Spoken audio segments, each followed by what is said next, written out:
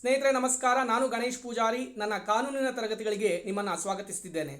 ಸ್ನೇಹಿತರೆ, ನಾವು ಭಾರತೀಯ ದಂಡ ಸಂಹಿತೆ ಈ ವಿಚಾರದ ಬಗ್ಗೆ ಮಾತಾಡ್ತಿದ್ವಿ ಮತ್ತು ಅದರಲ್ಲಿ ಅಧ್ಯಾಯ 2 ಅಂದರೆ ಸಾಮಾನ್ಯ ವಿವರಣೆಗಳ ಬಗ್ಗೆ ಮಾತಾಡ್ತಾ ಇರುವಂತೆ ಇದು ಆ ವಿಷಯದಲ್ಲಿ ನನ್ನ 3ನೇ ವಿಡಿಯೋ ಆಗಿದೆ.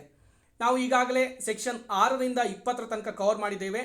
ಇಲ್ಲಿ ನಾವು ಸೆಕ್ಷನ್ 6ರಿಂದ 52A ತನಕ ನೋಡಬೇಕು ಮತ್ತು ಅತ್ಯಂತ ಉದ್ದವಾದ ಸೆಕ್ಷನ್ ಈ ಇಡೀ ಚಾಪ್ಟರ್ಲಿ ಯಾವುದಂತ ಕೇಳಿದರೆ ಅದು ಸೆಕ್ಷನ್ 21. ಇದು ಯಾವುದ್ರ ಬಗ್ಗೆ ಮಾತಾಡುತ್ತೆ? ಸಾರ್ವಜನಿಕ ನೌಕರ ಅಂದರೆ ಪಬ್ಲಿಕ್ ಸರ್ವೆಂಟ್ ಎನ್ನುವಂಥ ವಿಷಯದ ಬಗ್ಗೆ ಈ ಒಂದು ಸೆಕ್ಷನ್ ಮಾತಾಡುತ್ತೆ. ಇದು ತುಂಬ ಇಂಪಾರ್ಟೆಂಟ್ ಸೆಕ್ಷನ್. ಏನಕ್ಕಂತ ಹೇಳಿದರೆ ಇಂಡಿಯನ್ ಪಿನಲ್ ಕೋಡ್ನ ಬೇರೆ ಬೇರೆ ಸ್ಥಳಗಳಲ್ಲಿ ಈ ಒಂದು ಕಾನ್ಸೆಪ್ಟ್ ಬರುತ್ತೆ. ಅದರಲ್ಲೂ ಚಾಪ್ಟರ್ 10 ಇಂಡಿಪೆಂಡೆಂಟ್ ಆಗಿ ಪಬ್ಲಿಕ್ ಸರ್ವೆಂಟ್ಸ್ಗೆ ರಿಲೇಟೆಡ್ ಆಗಿಬಿಟ್ಟು ಒಂದು ಕಾನ್ಸೆಪ್ಟನ್ನು ಎಕ್ಸ್ಪ್ಲೇನ್ ಮಾಡುತ್ತೆ. ಅದ್ಯಾವುದು? ಸಾರ್ವಜನಿಕ ನೌಕರರ ವಿಧಿಬದ್ಧ ಪ್ರಾಧಿಕಾರದ ಅವಹೇಳನವನ್ನು ಕುರಿತು ಈ ಚಾಪ್ಟರ್ ಡೀಲ್ ಮಾಡುತ್ತೆ. ಇಲ್ಲಿ ನಾವು ಸೆಕ್ಷನ್ 172ರಿಂದ 190 ತನಕ ಅದ್ರ ಬಗ್ಗೆನೇ ಅಧ್ಯಾಯ ಮಾಡ್ತೀವಿ. ಅಂದರೆ ಸಾರ್ವಜನಿಕ ನೌಕರ ಅನ್ನೋ ಕಾನ್ಸೆಪ್ಟ್ ತುಂಬ ಇಂಪಾರ್ಟೆಂಟ್ ಅನ್ನೋದು ನಿಮ್ಮ ಗಮನಕ್ಕೂ ಈಗ ಬಂದಿರಬಹುದು. ಈಗ ನಾನೇನು ಮಾಡಿದ್ದೀನಿ ಅಂತ ಹೇಳಿದರೆ, ಸೆಕ್ಷನ್ ತುಂಬ ದೊಡ್ಡದಿರೋದ್ರಿಂದ ಆ ಸೆಕ್ಷನನ್ನು ತುಂಬ ಸ್ಟ್ರಕ್ಚರ್ ಆಗಿ ನಿಮ್ಮ ಮುಂದೆ ಇಡ್ತಾ ಇದ್ದೀನಿ. ಅದರ ಜೊತೆಗೆ 3 ಕೇಸ್ ಕ್ಲಾಸ್ ಹಾಕ್ಕೊಡ್ತೀನಿ. ಅದನ್ನು ಬಿಟ್ಬಿಟ್ಟು ಜಾಸ್ತಿ ನಾನು ಏನು ಹಾಕಕ್ಕೆ ಹೋಗಿಲ್ಲ, ಯಾಕಂದರೆ ಕಾನ್ಸೆಪ್ಟ್ ಆಲ್ರೆಡಿ ತುಂಬ ದೊಡ್ಡದಿದೆ ಮತ್ತು ನಿಮಗೆ ಸಫಿಷಿಯೆಂಟ್ ನೋಟ್ಸ್ ಈ ಒಂದು ಪ್ರೆಸೆಂಟೇಷನಲ್ಲಿ ಸಿಗುತ್ತೆ.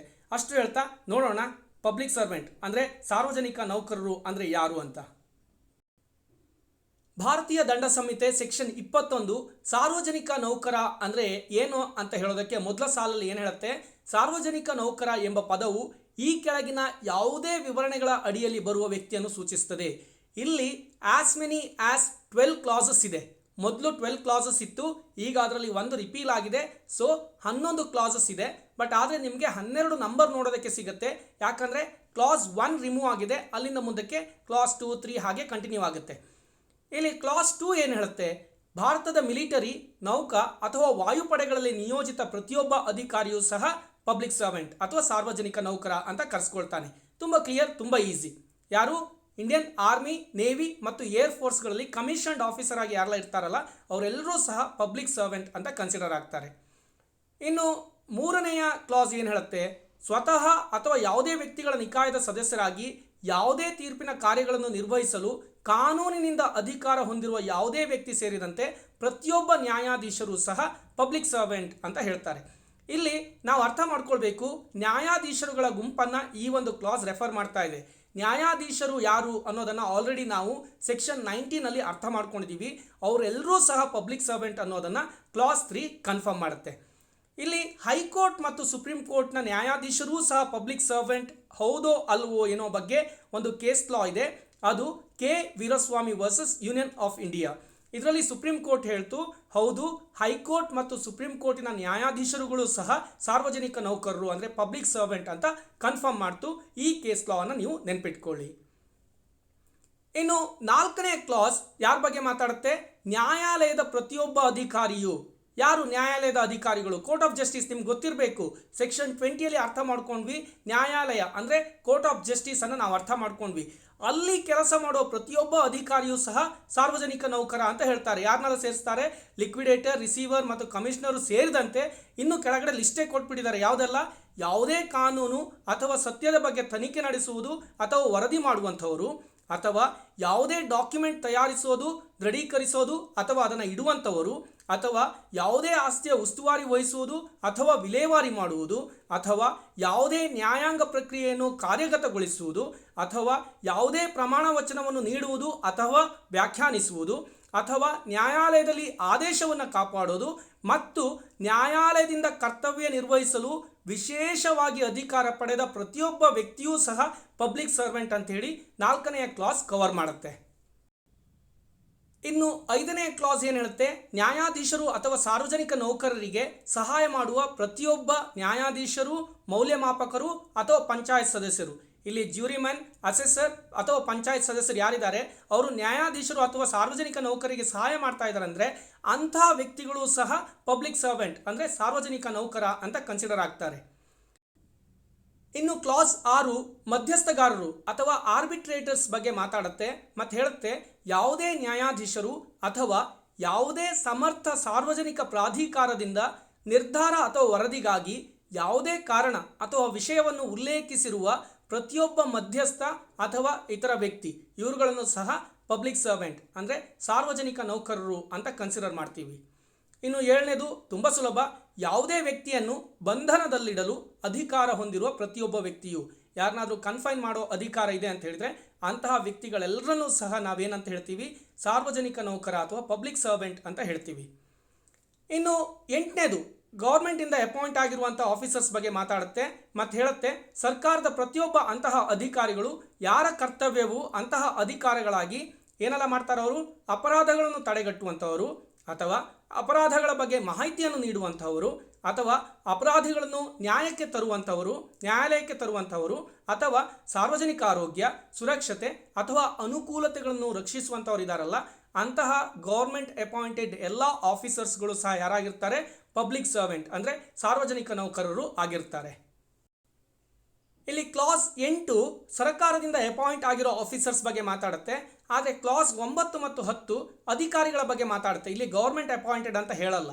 ಇಲ್ಲಿ 9ನೇ ಕ್ಲಾಸಲ್ಲಿ ಏನು ಹೇಳುತ್ತೆ, ಯಾವೆಲ್ಲ ಅಧಿಕಾರಿಗಳು ಸರ್ಕಾರದ ಪರವಾಗಿ ಯಾವುದೇ ಆಸ್ತಿಯನ್ನು ತೆಗೆದುಕೊಳ್ತಾರೋ, ಸ್ವೀಕರಿಸ್ತಾರೋ, ಇರಿಸ್ಕೊಳ್ತಾರೋ ಅಥವಾ ಖರ್ಚು ಮಾಡ್ತಾರೋ ಅಥವಾ ಸರ್ಕಾರದ ಪರವಾಗಿ ಯಾವುದೋ ಸಮೀಕ್ಷೆ ಮಾಡುವಂಥವರು, ಮೌಲ್ಯಮಾಪನ ಮಾಡುವಂಥವರು ಅಥವಾ ಒಪ್ಪಂದ ಕಾಂಟ್ರಾಕ್ಟ್ ಮಾಡುವಂಥವರು ಅಥವಾ ಯಾವುದೇ ಆದಾಯದ ಪ್ರಕ್ರಿಯೆಯನ್ನು ಕಾರ್ಯಗತಗೊಳಿಸುವಂಥವರು ಅಥವಾ ಸರ್ಕಾರದ ಹಣದ ಹಿತಾಸಕ್ತಿಗಳ ಮೇಲೆ ಪರಿಣಾಮ ಬೀರುವ ಯಾವುದೇ ವಿಷಯಗಳ ಬಗ್ಗೆ ತನಿಖೆ ಮಾಡುವಂಥವರು ಅಥವಾ ವರದಿ ಮಾಡುವಂಥವರು ಅಥವಾ ಸರ್ಕಾರದ ಹಣದ ಹಿತಾಸಕ್ತಿಗಳಿಗೆ ಸಂಬಂಧಿಸಿದಂತೆ ಯಾವುದೇ ದಾಖಲೆಯನ್ನು ತಯಾರಿಸುವಂಥವರು, ದೃಢೀಕರಿಸುವಂಥವರು ಅಥವಾ ಇರಿಸಿಕೊಳ್ಳುವಂಥವರು ಅಥವಾ ಸರ್ಕಾರದ ಹಣದ ಹಿತಾಸಕ್ತಿಗಳ ರಕ್ಷಣೆಗಾಗಿ ಯಾವುದೇ ಕಾನೂನಿನ ಉಲ್ಲಂಘನೆ ಆಗದ ಹಾಗೆ ನೋಡ್ಕೊಳ್ತಾರಲ್ಲ, ಅವರೆಲ್ಲರೂ ಸಹ ಪಬ್ಲಿಕ್ ಸರ್ವೆಂಟ್ ಅಂತೇಳಿ ಕ್ಲಾಸ್ 9 ಹೇಳುತ್ತೆ. ಇನ್ನು ಕ್ಲಾಸ್ 10 ಯಾವುದೋ ಗ್ರಾಮ, ಪಟ್ಟಣ ಅಥವಾ ಜಿಲ್ಲೆಗೆ ಫೋಕಸ್ ಮಾಡಿರುವಂತಹ ಅಧಿಕಾರಿಗಳ ಬಗ್ಗೆ ಮಾತಾಡುತ್ತೆ. ಇಲ್ಲಿ ಹೇಳುತ್ತೆ, ಯಾವುದೇ ಅಧಿಕಾರಿಯು ಯಾವುದೇ ಗ್ರಾಮ, ಪಟ್ಟಣ ಅಥವಾ ಜಿಲ್ಲೆಯ ಯಾವುದೇ ಜಾತ್ಯತೀತ ಸಾಮಾನ್ಯ ಉದ್ದೇಶಕ್ಕಾಗಿ ಅಲ್ಲಿಯ ಆಸ್ತಿಯನ್ನು ತೆಗೆದುಕೊಳ್ಳೋದು, ಸ್ವೀಕರಿಸೋದು, ಇರಿಸ್ಕೊಳ್ಳೋದು ಅಥವಾ ಖರ್ಚು ಮಾಡೋದು ಅಥವಾ ಯಾವುದಾದ್ರೂ ಸಮೀಕ್ಷೆಯನ್ನು ಮಾಡುವಂಥದ್ದು, ಮೌಲ್ಯಮಾಪನ ಮಾಡುವಂಥದ್ದು ಅಥವಾ ಯಾವುದೋ ದರ ಅಥವಾ ತೆರಿಗೆಯನ್ನು ವಿಧಿಸೋದು, ಇದು ಯಾವುದಕ್ಕೆ ಮಾಡ್ತಾರೆ ಅವರು, ಒಂದು ಹಳ್ಳಿಯ ಅಥವಾ ಪಟ್ಟಣದ ಅಥವಾ ಜಿಲ್ಲೆಯ ಜಾತ್ಯತೀತ ಸಾಮಾನ್ಯ ಉದ್ದೇಶಕ್ಕಾಗಿ ಮಾಡುವಂಥ ಅಧಿಕಾರಿಗಳು ಅಥವಾ ಅದೇ ಗ್ರಾಮ, ಪಟ್ಟಣ ಅಥವಾ ಜಿಲ್ಲೆಯ ಜನರ ಹಕ್ಕುಗಳನ್ನು ಖಚಿತಪಡಿಸಿಕೊಳ್ಳಿಕ್ಕೋಸ್ಕರ ಯಾವುದಾದ್ರೂ ದಾಖಲೆಯನ್ನು ತಯಾರಿಸ್ತಾರೆ ಅಥವಾ ದೃಢೀಕರಿಸ್ತಾರೆ ಅಥವಾ ಅಂತಹ ದಾಖಲೆಗಳನ್ನು ಇಟ್ಕೊಳ್ತಾರೆ ಅಂತ ಹೇಳಿದರೆ ಅಂಥವರನ್ನು ಸಹ ನಾವು ಏನಂತ ಹೇಳ್ತೀವಿ, ಸಾರ್ವಜನಿಕ ನೌಕರರು ಅಂದರೆ ಪಬ್ಲಿಕ್ ಸರ್ವೆಂಟ್ ಅಂತ ಕರಿತೀವಿ. ಕ್ಲಾಸ್ 8ರಲ್ಲಿ ನಾವು ಗೌರ್ಮೆಂಟ್ ಅಪಾಯಿಂಟೆಡ್ ಆಫೀಸರ್ಸ್ ಬಗ್ಗೆ ಮಾತಾಡಿದ್ವಿ. 9 ಮತ್ತು 10ರಲ್ಲಿ ಆಫೀಸರ್ಸ್ ಬಗ್ಗೆ ಮಾತಾಡಿದ್ವಿ. 11 ಮತ್ತು 12ರಲ್ಲಿ ಏನಾಗುತ್ತೆ, ಇಲ್ಲಿ ಪ್ರತಿಯೊಬ್ಬ ವ್ಯಕ್ತಿಯು ಅಂತ ಬರುತ್ತೆ. 11 ಏನು ಹೇಳುತ್ತೆ, ಮತದಾರರ ಪಟ್ಟಿಯನ್ನು ತಯಾರಿಸಲು, ಪ್ರಕಟಿಸಲು, ನಿರ್ವಹಿಸಲು ಅಥವಾ ಪರಿಷ್ಕರಿಸಲು ಅಥವಾ ಚುನಾವಣೆ ನಡೆಸಲು ಅಥವಾ ಚುನಾವಣೆಯ ಒಂದು ಭಾಗವನ್ನು ನಡೆಸಲು ಯಾರೆಲ್ಲ ಅಧಿಕಾರ ಹೊಂದಿದ್ದಾರೋ ಅವರೆಲ್ಲರೂ ಸಹ ಪಬ್ಲಿಕ್ ಸರ್ವೆಂಟ್ ಅಂತ ಹೇಳ್ತಾರೆ. ಇಲ್ಲಿ ಚುನಾವಣೆ ಅಂದರೆ ಏನು ಅನ್ನೋದನ್ನು ನಾವು ನೆಕ್ಸ್ಟ್ ಸ್ಲೈಡಲ್ಲಿ ಎಕ್ಸ್ಪ್ಲನೇಷನ್ ಇದೆ, ಅದರಲ್ಲಿ ಅರ್ಥ ಮಾಡ್ಕೊಳ್ಳೋಣ. ಇನ್ನು 12ನೇದು ಸಹ ಹೇಳುತ್ತೆ, ಪ್ರತಿಯೊಬ್ಬ ವ್ಯಕ್ತಿ, ಇಲ್ಲಿ 2 ಕ್ಯಾಟಗರಿ ಪೀಪಲ್ ಇದ್ದಾರೆ. ಒಂದು, ಸರ್ಕಾರದ ಸೇವೆ ಅಥವಾ ವೇತನದಲ್ಲಿ ಅಥವಾ ಸರ್ಕಾರದ ಯಾವುದೇ ಸಾರ್ವಜನಿಕ ಕರ್ತವ್ಯವನ್ನು ನಿರ್ವಹಿಸಲು ಶುಲ್ಕ ಅಥವಾ ಆಯೋಗದಿಂದ ಸಂಭಾವನೆ ಪಡೀತಾರೆ. ಇಲ್ಲಿ ಪಬ್ಲಿಕ್ ಡ್ಯೂಟಿ ಮಾಡುವಂಥವ್ರು, ಅವರು ಸರ್ಕಾರದ ಸೇವೆ ಅಥವಾ ವೇತನದಲ್ಲಿ ಇರ್ಬೋದು ಅಥವಾ ಯಾವುದೋ ಕಮಿಷನ್ ಬೇಸ್ಡ್ ವರ್ಕ್ ಸಹ ಆಗಿರ್ಬೋದು. ಅಂಥವರಿಗೂ ಸಹ ನಾವೇನು ಹೇಳ್ತೀವಿ, ಪಬ್ಲಿಕ್ ಸರ್ವೆಂಟ್ ಅಂತ ಹೇಳ್ತೀವಿ. ಇನ್ನು ಸ್ಥಳೀಯ ಪ್ರಾಧಿಕಾರದ ಸೇವೆ ಅಥವಾ ವೇತನದಲ್ಲಿ ಅಥವಾ ಕೇಂದ್ರ, ಪ್ರಾಂತ್ಯ ಅಥವಾ ರಾಜ್ಯ ಕಾಯ್ದೆಯಿಂದ ಅಥವಾ ಅದರ ಅಡಿಯಲ್ಲಿ ಸ್ಥಾಪಿತವಾದಂಥ ನಿಗಮಗಳಲ್ಲಿ ಅಥವಾ ಕಂಪನಿ ಕಾಯ್ದೆ 1956 ಸೆಕ್ಷನ್ 617ನಲ್ಲಿ ವ್ಯಾಖ್ಯಾನಿಸಲಾದ ಸರ್ಕಾರಿ ಕಂಪನಿಗಳಿದ್ದರೆ ಅವುಗಳ ಎಂಪ್ಲಾಯೀಸ್ ಸಹ ಪಬ್ಲಿಕ್ ಸರ್ವೆಂಟ್ ಅಂತ ಕರೆಸ್ಕೊಳ್ತಾರೆ. ಅದಕ್ಕೆ ಒಂದು ದೃಷ್ಟಾಂತ ಅಂದರೆ ಇಲಸ್ಟ್ರೇಷನ್ ಸಹ ಕೊಟ್ಟಿದ್ದಾರೆ. ಪುರಸಭೆ ಆಯುಕ್ತರು ಸಹ ಸಾರ್ವಜನಿಕ ನೌಕರರು ಅಂತ ಹೇಳ್ತಾರೆ. ಇನ್ನು ಒಂದು ಪ್ರಶ್ನೆ ಬರುತ್ತೆ, ಗೌರ್ಮೆಂಟ್ ಕಂಪನಿ ಇದೆಯಲ್ವಾ, ಅದು ಸಾರ್ವಜನಿಕ ನೌಕರನ ಅಲ್ವಾ ಅಂತ. ಈ ಒಂದು ವಿಷಯವನ್ನು ಡಿಸ್ಕಸ್ ಮಾಡಿದ್ದು ಯಾವ ಕೇಸ್ ಲಾ ಅಂತ ಹೇಳಿದರೆ, national small industries corporation of India versus state. ಮತ್ತು ಇಲ್ಲಿ ಸುಪ್ರೀಂ ಕೋರ್ಟ್ ಹೇಳುತ್ತೆ, ಗೌರ್ಮೆಂಟ್ ಕಂಪನಿ ಸಾರ್ವಜನಿಕ ನೌಕರ ಅಲ್ಲ, ಆದರೆ ಅಂತಹ ಗೌರ್ಮೆಂಟ್ ಕಂಪನಿಯಲ್ಲಿ ಕೆಲಸ ಮಾಡುವಂಥ ಕೆಲಸಗಾರರಿದ್ದಾರಲ್ಲ ಅವರೆಲ್ಲರೂ ಸಹ ಪಬ್ಲಿಕ್ ಸರ್ವೆಂಟ್ಸ್ ಅಂತ ಸುಪ್ರೀಂ ಕೋರ್ಟ್ ಈ ಕೇಸ್ನಲ್ಲಿ ಎತ್ತಿ ಹಿಡಿಯುತ್ತೆ. ಇನ್ನು ಕೊನೆಯ ಸ್ಲೈಡ್, ಇಲ್ಲಿ 3 ವಿವರಣೆಗಳಿವೆ. ಒರಿಜಿನಲಿ 4 ವಿವರಣೆಗಳಿದ್ವು, ವಿವರಣೆ 4ಅನ್ನು ರಿಪೀಲ್ ಮಾಡಿದ್ದಾರೆ. ವಿವರಣೆ 1 ಏನು ಹೇಳುತ್ತೆ ಅಂತ ಹೇಳಿದರೆ, ಮೇಲಿನ ಯಾವುದೇ ವಿವರಣೆ ಅಡಿಯಲ್ಲಿ ಬರುವ ವ್ಯಕ್ತಿಗಳು ಸರ್ಕಾರಿ ನೇಮಕ ಮಾಡಲಿ ಅಥವಾ ಇಲ್ಲದಿರಲಿ ಸಾರ್ವಜನಿಕ ನೌಕರರು. ನಾವು ಕ್ಲಾಸ್ 2 ಇಂದ ಕ್ಲಾಸ್ 12 ತನಕ ಏನು ನೋಡಿದ್ದೀವಿ, ಆ ಕೆಟಗರಿಯಲ್ಲಿ ಬರುವಂಥ ವ್ಯಕ್ತಿಗಳು ಅವರು ಸರ್ಕಾರದಿಂದ ನೇಮಕ ಆಗಿರಬಹುದು, ಆಗಿಲ್ಲದೆ ಇರಬಹುದು, ಏನೇ ಇದ್ರೂ ಸಹ ಅವರು ಪಬ್ಲಿಕ್ ಸರ್ವೆಂಟ್ ಅಥವಾ ಸಾರ್ವಜನಿಕ ನೌಕರರು ಅಂತ ಕರೆಸ್ಕೊಳ್ತಾರೆ. ಇನ್ನು ಕ್ಲಾಸ್ 2 ಏನು ಹೇಳುತ್ತೆ, ಸಾರ್ವಜನಿಕ ನೌಕರ ಎಂಬ ಪದಗಳು ಬರುವಲ್ಲೆಲ್ಲ ಅಂತಹ ಸ್ಥಾನದಲ್ಲಿರುವ ಒಬ್ಬ ವ್ಯಕ್ತಿಯು ಅದನ್ನು ಹಾಗೆ ಹೊಂದಿರುವ ಹಕ್ಕಿನ ವಿಚಾರದಲ್ಲಿ ವಿಧಿ ಸಂಬಂಧವಾದ ಯಾವ ದೋಷವಿದ್ದರೂ ಸರಿಯೇ ಆ ಸ್ಥಾನವನ್ನು ವಾಸ್ತವವಾಗಿ ಹೊಂದಿರುವ ಪ್ರತಿಯೊಬ್ಬ ವ್ಯಕ್ತಿಯ ಸಂಬಂಧದಲ್ಲಿ ಆ ಪದಗಳು ಬಳಸಲಾಗಿದೆ ಎಂದು ಅರ್ಥೈಸಿಕೊಳ್ಳತಕ್ಕದ್ದು. ಸ್ವಲ್ಪ ಕನ್ನಡ ಕಷ್ಟ ಅನಿಸುತ್ತೆ, ನಿಮಗೊಂದು ಉದಾಹರಣೆ ಕೊಟ್ಟು ಇದನ್ನು ಎಕ್ಸ್ಪ್ಲೇನ್ ಮಾಡ್ತೀನಿ. ನಾವು ಕ್ಲಾಸ್ 7 ಅರ್ಥ ಮಾಡ್ಕೊಂಡ್ವಿ, ಯಾವೆಲ್ಲ ವ್ಯಕ್ತಿಗಳಿಗೆ ಇನ್ನೊಬ್ಬರನ್ನು ಕನ್ಫೈನ್ ಮಾಡೋ ಅಧಿಕಾರ ಇದೆ ಅಥವಾ ಒಬ್ಬ ವ್ಯಕ್ತಿಯನ್ನು ಬಂಧನದಲ್ಲಿ ಇಡುವಂತಹ ಒಂದು ಹಕ್ಕಿದೆ, ಅವರೆಲ್ಲರೂ ಸಹ ನಾವೇನಂತ ಹೇಳ್ತೀವಿ, ಅವರನ್ನು ಸಾರ್ವಜನಿಕ ನೌಕರರು ಅಥವಾ ಪಬ್ಲಿಕ್ ಸರ್ವೆಂಟ್ ಅಂತ ಹೇಳ್ತೀವಿ. ಈಗ ಆ ಹಕ್ಕು ಒಂದು ಸಾಮಾನ್ಯ ದಿನದಲ್ಲಿ ನನ್ನ ಹತ್ರನೂ ಇಲ್ಲ, ನಿಮ್ಮ ಹತ್ರನೂ ಇಲ್ಲ. ಇದು ಪಬ್ಲಿಕ್ ಸರ್ವೆಂಟ್ ಹತ್ರ ಇರುವಂತಹ ಒಂದು ಹಕ್ಕಾಗಿರ್ತದೆ. ಆದರೆ ಒಂದ್ಸಲ ಏನಾಯ್ತು ಅಂತ ಅಂದ್ಕೊಳ್ಳಿ, ನೀವು ಸುಮ್ಮನೆ ರಸ್ತೆಯಲ್ಲಿ ನಡ್ಕೊಂಡು ಹೋಗ್ತಾ ಇದ್ದೀರಾ, ಒಬ್ಬ ವ್ಯಕ್ತಿ ಇನ್ನೊಬ್ಬನನ್ನು ಮರ್ಡರ್ ಮಾಡಿಬಿಟ್ಟು ಓಡೋಗ್ತಿದ್ದಾನೆ. ಈಗ ನಿಮಗೆ ಆ ಥರ ಓಡಿ ಹೋಗ್ತಿರೋ ವ್ಯಕ್ತಿಯನ್ನು ಒಂದು ಹಗ್ಗದಲ್ಲಿ ಕಟ್ಟು ಹಾಕೋದನ್ನು ಬಿಟ್ಟು ಬೇರೆ ಯಾವುದೇ ಆಪ್ಷನ್ಸ್ ಇಲ್ಲ ಅಂತ ಹೇಳಿದರೆ ನೀವೇನು ಮಾಡ್ತೀರಾ, ಅವನನ್ನು ಕಟ್ಟು ಹಾಕ್ತೀರಾ. ಇಲ್ಲಿ ನೀವು ಪಬ್ಲಿಕ್ ಸರ್ವೆಂಟ್ ಅಲ್ಲ, ಬಟ್ ಆದರೆ ಅಲ್ಲಿ ನಡೀತಿರುವ ಒಂದು ವಿಚಾರ ಇದೆಯಲ್ಲ, ಆ ವಾಸ್ತವದ ಮೂಮೆಂಟಲ್ಲಿ ಏನಾಗುತ್ತೆ, ನೀವು ಈ ಒಂದು ಹಕ್ಕನ್ನು ತಗೊಳ್ಬೇಕಾಗತ್ತೆ ಮತ್ತು ಅವನನ್ನು ಬಂಧಿಸಬೇಕಾಗತ್ತೆ, ಕನ್ಫೈನ್ ಮಾಡಬೇಕಾಗ್ತದೆ. ಆಗ ನೀವು ಸಹ for that moment, for doing that work, ಆ ಸಮಯದಲ್ಲಿ ಆ ಕೆಲಸವನ್ನು ಮಾಡುವುದಕ್ಕಾಗಿ ನಿಮಗೂ ಸಹ ಆ ಹಕ್ಕು ಬಂದ್ಬಿಡುತ್ತೆ ಮತ್ತು ಆ ಸಮಯದಲ್ಲಿ ನೀವು ಸಹ ಒಬ್ಬ ಸಾರ್ವಜನಿಕ ನೌಕರ ಅಥವಾ ಪಬ್ಲಿಕ್ ಸರ್ವೆಂಟ್ ಆಗಬಹುದು ಅನ್ನೋದನ್ನು ವಿವರಣೆ 2 ಕ್ಲಿಯರ್ ಆಗಿ ಎಕ್ಸ್ಪ್ಲೇನ್ ಮಾಡುತ್ತೆ. ಅಂದರೆ ಇದು ಯಾವತ್ತು ನಿಮ್ಮ ಜೊತೆನೇ ಕ್ಯಾರಿ ಮಾಡ್ತಾ ಇದ್ದವರು ಮಾತ್ರ ಅನುಭವಿಸ್ತಾರಂತಲ್ಲ, ಕೆಲವೊಂದು ಸಲ ವಿಶೇಷವಾಗಿ ಬೇರೆ ವ್ಯಕ್ತಿಗಳಿಗೂ ಸಹ ಈ ಪಬ್ಲಿಕ್ ಸರ್ವೆಂಟ್ ಒಂದು ಸ್ಪಾಟ್ ಸಿಕ್ಬಿಡುತ್ತೆ ಅನ್ನೋದು ವಿವರಣೆ 2ರ ಎಕ್ಸ್ಪ್ಲನೇಷನ್.